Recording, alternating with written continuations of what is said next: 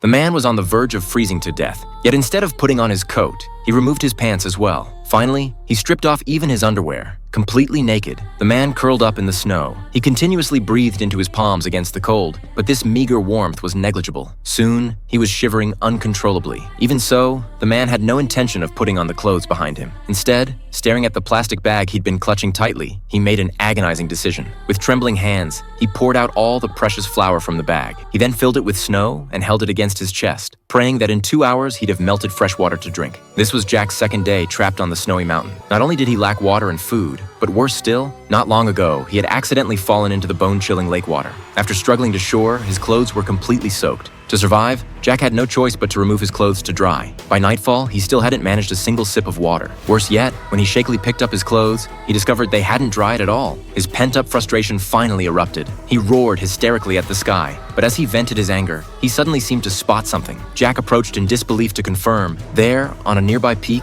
stood a house that looked wonderfully warm. After 2 days trapped on the mountain, Jack finally saw hope. To conserve energy, Jack put on his damp clothes and curled up in a rock crevice to sleep, waiting for tomorrow when he could climb up and be rescued. On the third day, Jack awoke refreshed. The snow in the plastic bag had completely melted. Everything seemed to be improving. Looking at the house partially obscured by clouds in the distance, Jack set off with confidence. But as time passed, the sun grew increasingly blinding. After 3 days without food, Jack's vision became increasingly blurred. Suddenly, a wave of dizziness struck. Unable to support himself any longer, he stumbled and collapsed, losing consciousness. When he regained consciousness, it was already the morning of the fourth day. Jack struggled to his feet and was about to continue when he suddenly fell. Intense pain shot through his right leg. He quickly examined it. His right leg was bleeding, though he couldn't tell when the injury had occurred. But Jack had no way to treat it. He could only ignore the wound and limp toward the summit. However, when he reached the halfway point and looked up, he froze in place. Jack rubbed his eyes in disbelief. When he looked again, the summit remained empty. Jack sank into deep despair. Only then did he realize that the house he'd seen yesterday was a hallucination caused by hypothermia.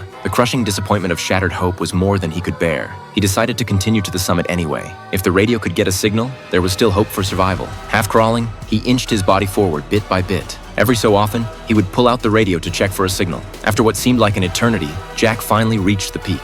He excitedly pulled out the radio, but the screen still showed no signal. Moreover, the battery was about to die. Seeing this, Jack suddenly became eerily calm. He turned on the recording function and began saying his final goodbyes to his family. In his last moments, the man gazed at the mountains he had once conquered and slowly closed his eyes. What he didn't know was that in the radio's final second before shutting down, a signal finally appeared. Soon, a distinctive helicopter slowly materialized above Jack. The man trapped on the snowy mountain had finally been rescued.